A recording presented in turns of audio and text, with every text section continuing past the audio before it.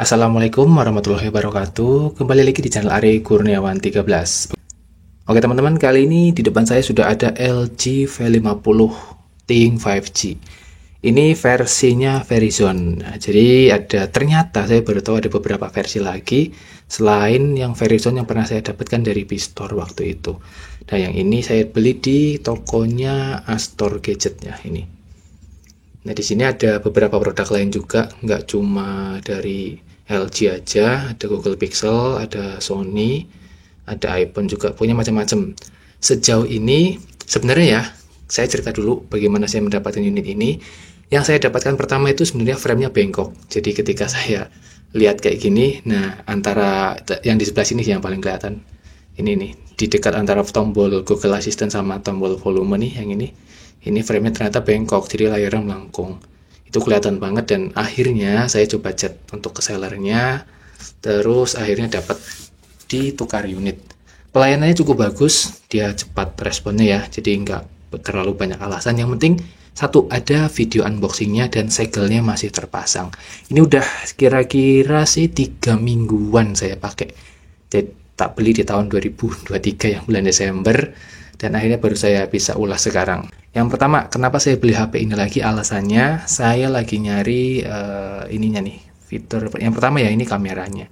Kameranya ini termasuk yang lengkap, jadi ada ini ultrawide-nya, terus ini lensa wide-nya utama, dan ini lensa telenya 2 kali optical zoom. Nah, lensa telenya ini juga ada OIS-nya, begitu juga dengan lensa wide-nya, ada OIS-nya juga. Nah, yang paling membuat saya pengen pakai ini lagi adalah ini nih, fitur manual video recordingnya. Jadi kalau kalian lihat di sini ada Save as HDR10. Ternyata ini enak banget ketika video itu mau kita color grading ya, atau kita utak-atik lagi warna, shadow, highlight, itu nanti di CapCut bisa, di Premiere Pro juga bisa. Frame rate-nya juga bisa kita atur. Mau yang ini nih, ada 24, 30. Saya sering pakainya yang 24 sama 30. Karena kalau pakai yang 60 fps ini, nanti save as HDR10-nya mati, nggak bisa dinyalakan. Nah, jadi saya pakai yang 30 fps aja. Kecuali memang mau bikin slow-mo ya, atau slow motion. Nah, bitrate-nya nih, supaya hasilnya maksimal, saya pakai yang high. Nah, kalau yang high ini, filenya jadi lumayan gede ya, karena ini resolusinya 4K. Sebenarnya bisa kalian turunin resolusinya supaya bitrate-nya bisa yang high dan resolusinya di bawah 4K ya, nanti jadi filenya nggak terlalu besar. Itu opsional aja, sesuai dengan kebutuhan. Nah, steady recordingnya di sini juga bisa dinyalakan. Nah, tetapi di video manual ini kita nggak bisa pilih-pilih lensa ya. Jadi ini khusus ketika saya butuh mengambil footage. Misalnya saya lagi pergi ke alam bebas gitu ya, misalnya air terjun atau aliran sungai. Nah, saya lebih sering pakai manual video. Kenapa? Di sini tuh fiturnya lumayan banyak. Ada fokus, terus exposure, ISO, shutter speednya. Shutter speednya bisa sepertiga 30 ya. Ini lumayan sih, lumayan cukup membantu ketika pencahayaannya kurang begitu baik. Selain itu juga untuk fitur-fitur fotonya juga lumayan menarik ya di sini. Ada SDR biasa, standar untuk kamera-kamera sekarang ya. Cuman HDR di HP LG ini untuk foto saya kurang begitu impress ya. Saya lebih suka di Google Pixel. Dan HDR itu kayak masih kurang aja, tuning fotonya itu kurang. Solusinya ada, yaitu pakai Gcam. Kayak saya ini pakai Gcam yang standar aja, Gcam PSG.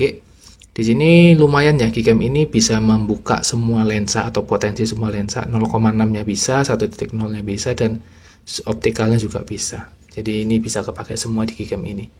Ini Gcam PSG ya, yang terbaru. Untuk videonya juga bisa, tapi untuk video saya tidak sarankan pakai Gcam.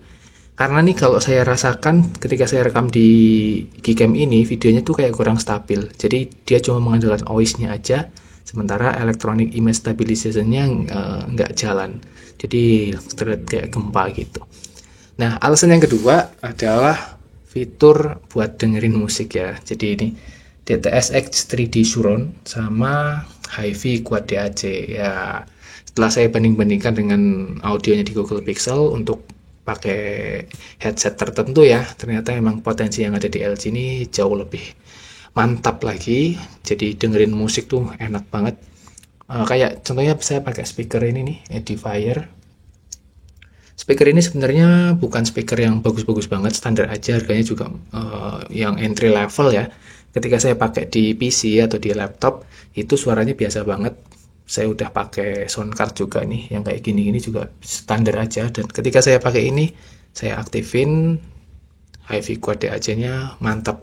Meskipun saya yakin HiFi Quad DAC ini lebih ke headset IM ya, in-ear monitor yang harganya tuh sekitar 500 ribuan, potensinya akan lebih ngeri lagi.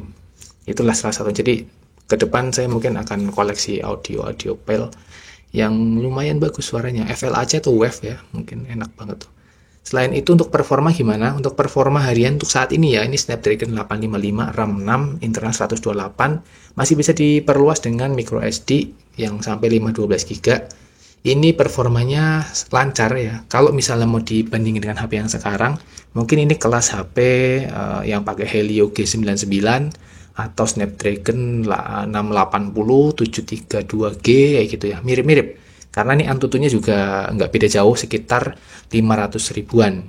Mentok di situ. Nggak tahu apakah ini unit refurbish bongkaran atau bukan. Yang jelas secara fisik ya, dari toko tersebut saya dapat yang mulus banget. Dan yang ini nggak ada titik ini ya, buat dual screen. Ini nggak ada. Jadi saya mungkin baru tahu kalau ada LG V50 yang versi lain yang tanpa dual screen. Ya, jadi kayak gini. Nah, di beberapa video ulasan juga saya lihat ada user yang dapat unit kayak gini juga. Jadi ini bukan gantian ya.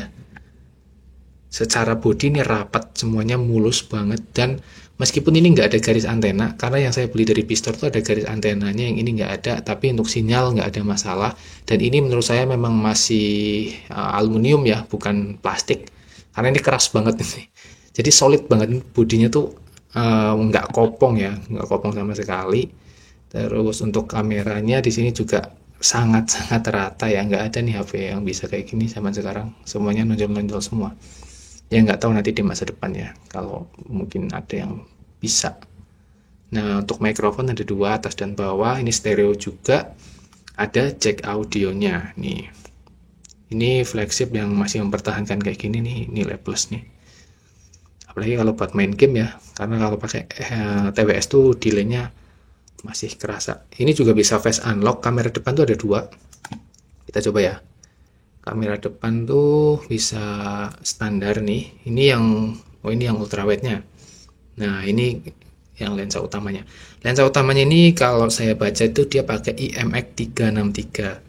Nah, kalau yang ultrawide-nya ini enggak. Dia pakai entah ISOCELL atau mungkin dari Samsung ya, atau OmniVision, saya lupa. Yang jelas ini IMX363 dan saya ngerasa hasilnya tuh lebih jernih kamera utama yang di depan ini daripada, kalau buat foto ya, daripada yang kamera ini nih, tiga ini. Kayak kurang aja, tuning warnanya kayak saya kurang cocok aja. Kalau buat video sih saya sarankan langsung pakai kamera, aplikasi kamera bawaan aja.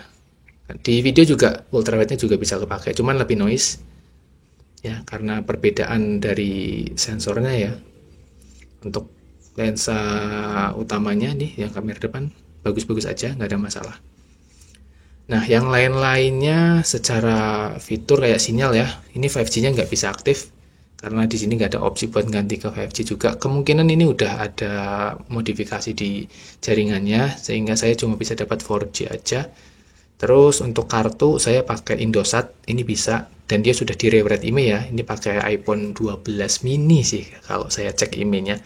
Jadi ketika beli di toko itu udah di rewrite. Nah kalau HP LG ini kayaknya untuk rewrite itu entah agak sulit atau agak lebih mudah ya. Kadang ada yang bisa lewat dial ya, lewat bintang pagar berapa gitu, ada yang bisa. Tapi katanya di versi tertentu kayak LG V40 ke atas udah nggak bisa pakai cara itu.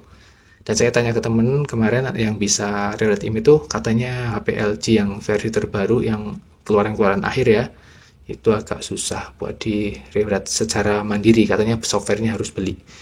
Ya mungkin itu teman-teman yang bisa saya sampaikan untuk unit ini. Unitnya secara harga ini dapat di 2,3an ya, saya dapat di 2,3. Mungkin sekarang harganya udah turun bergantung dengan stok juga. Jadi kalau mau chat tanya-tanya sedetail mungkin ya, jangan sampai kalian terlewatkan satu hal penting yang mungkin nanti akan ngerepotin kalian kalau misalnya unitnya nggak sesuai dengan yang dijanjikan.